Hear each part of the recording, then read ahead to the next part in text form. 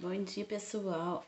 Pessoal, a gente vai falar um pouquinho hoje da parte de... finalzinho da parte de dinâmica. O que vem estudar dinâmica? Dinâmica, ela estuda a parte da força, igual que a gente viu em Newton. Mas a dinâmica de hoje vai falar de movimentos que rotacionam, ou seja, rodam, né? Tem um movimento de giro, digamos assim.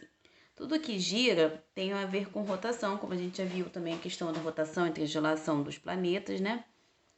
Trabalha com essa dinâmica que a gente vai ver hoje. A parte dessa dinâmica é assim, básica, a gente só vai ter os cálculos em caso de tensão, né? Que a gente vai ter em uma determinada corda, porque a gente vai trabalhar com polias. A gente vai ter uma força, que é a mesma coisa de tensão. E a gente vai falar do torque, que é um movimento que faz de giro propriamente dito. Então, a polia ela vai trabalhar com cordas e o torque vai falar dos movimentos giratórios, como, por exemplo, de abrir uma maçaneta, né? Então, basicamente isso. Falando um pouquinho dessa questão, até hoje ninguém sabe como que as pirâmides foram construídas. Acredita-se que tenha sido por alavancas, né, por planos inclinados em 4.500 anos antes de Cristo. Só que existe uma hipótese que também havia um sistema de polias, ou roldanas, é a mesma coisa, naquela época que facilitava a construção daquelas imensas pirâmides. O que a gente tem mesmo de relato com a primeira roldanas e polias foi, na verdade, os guindastes, né? Foi na Idade Antiga, que era usado para carregar objetos pesados, na Grécia e na Roma Antiga, né? Nessas cidades, a construção dessas cidades se deu graças a essas estruturas que trabalham com rotação. E aqui a gente tem também uma imagem na Idade Média de como que eram feitos serviços também, a parte de navegação, que depois da Idade Média começou a questão da expansão marítima e toda aquela questão lá de avanço no mar, né? Mas a gente deve pensar assim, mas como que os guindastes levantam coisas tão pesadas? Os guindastes são equipamentos, né, que vão trabalhar com duas partes, uma estrutura menor e uma estrutura maior. E você vai ter roldanas, né, que vão deslizar e sustentar a carga e distribuir esse peso.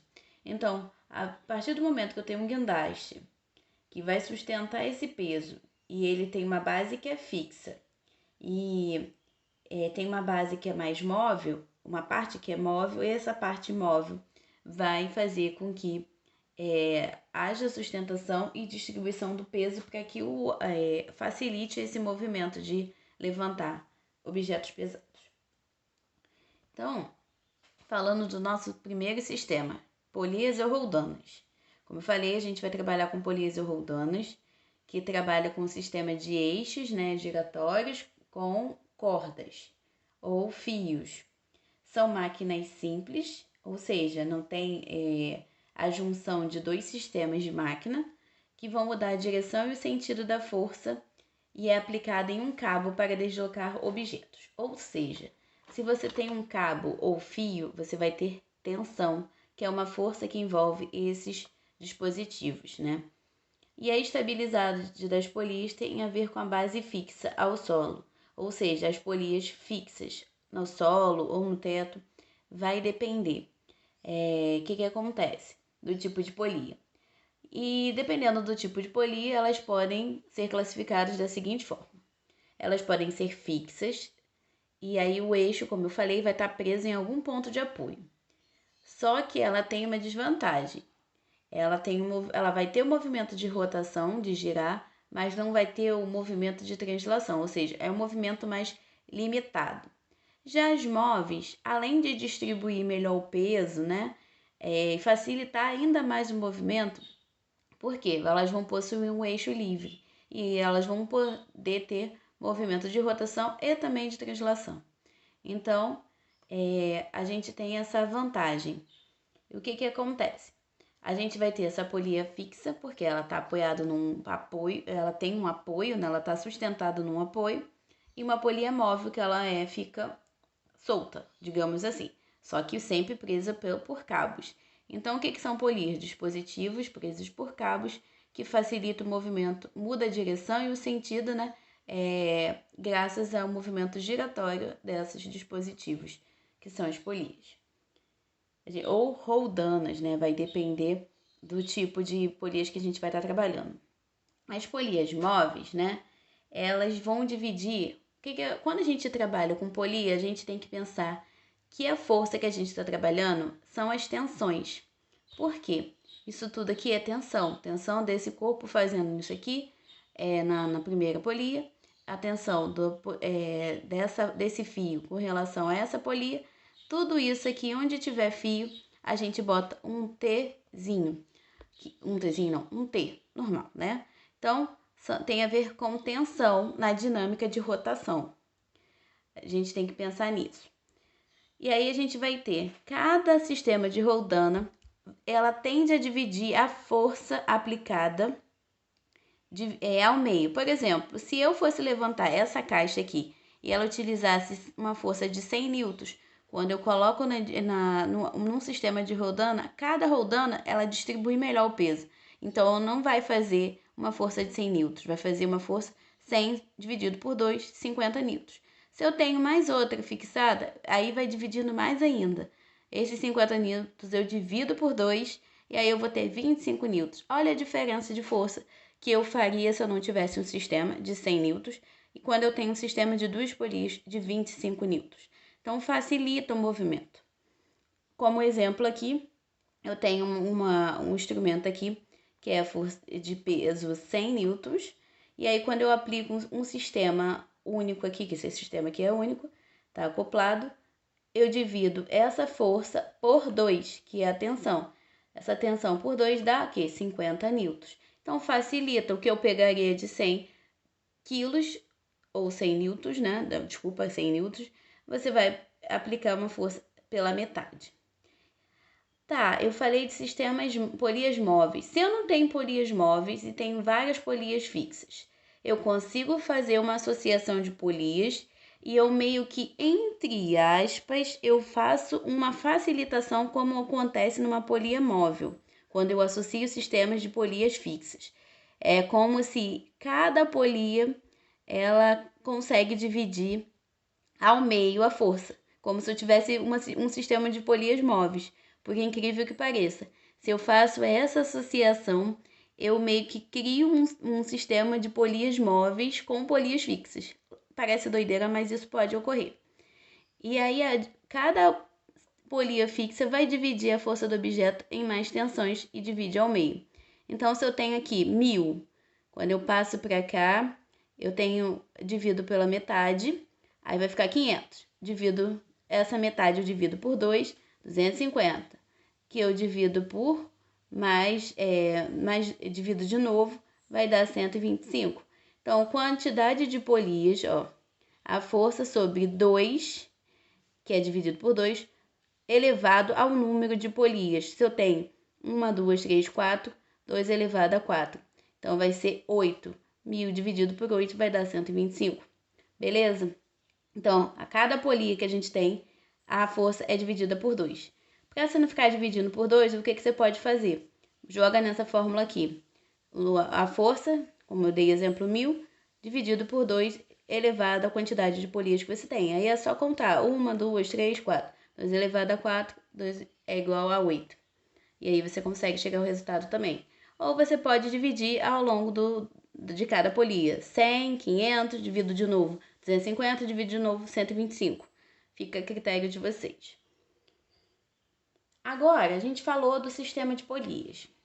Mas existem movimentos giratórios, por exemplo, quando você aperta um alicate, quando você mexe na tesoura, quando você faz aquele mop giratório, deixa eu ver mais outros exemplos, aquele macaco que você troca o pneu do carro, isso tudo aí faz um movimento giratório.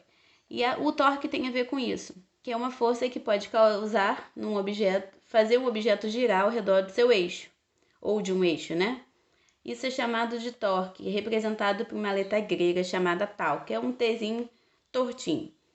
O tau representa o torque. Nela é produzida uma aceleração angular, porque tem a ver com rotação, não é uma aceleração reta, faz um ângulo. Aqui, ó, o ângulozinho, por isso que é angular. Por ser aceleração angular, ele é considerado uma força vetorial, vai depender do sentido que você vai fazer. E a intensidade dessa força tem a ver com o tamanho do braço da alavanca. Quanto maior o braço, maior a força, né? Quanto mais na extremidade, menor a força que você vai fazer. Então, se você pega aqui, que é o início da extremidade da alavanca, tem uma dificuldade maior se você pegar na extremidade, desculpa, aqui é o início, na extremidade facilita o teu movimento, vai depender da força que você vai aplicar e do ângulo do giro. Então, o ângulo pode facilitar ou não. Então, eu tenho a força, o braço, que é o Rzinho, ou D, às vezes bota um D de distância, e a força que eu aplico. E eu falei que nela é produzida uma aceleração angular, porque faz o movimento de rotação. Então, o torque, eu tenho uma força aplicada, quando que eu esteja rodando isso aqui. A distância do eixo de rotação, né? Aí você vai ter um ângulo que é formado. Você vai ter a formação de um ângulo. Qual é a fórmula do torque? Torque é igual a R vezes a força vezes o seno do ângulo, que normalmente a questão vai te dar. Então, torque é o momento, a unidade de medida é Newton vezes metro, porque você vai trabalhar Newton vezes a distância, que é em metros. Então, fica essa multiplicação aqui.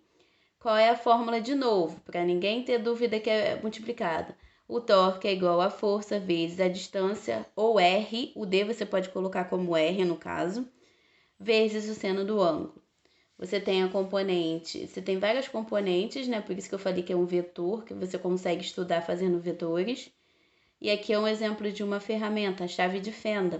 Por isso que eu falei, movimento giratório. Você só consegue apertar um parafuso se você rodar, fazer um movimento de rotação.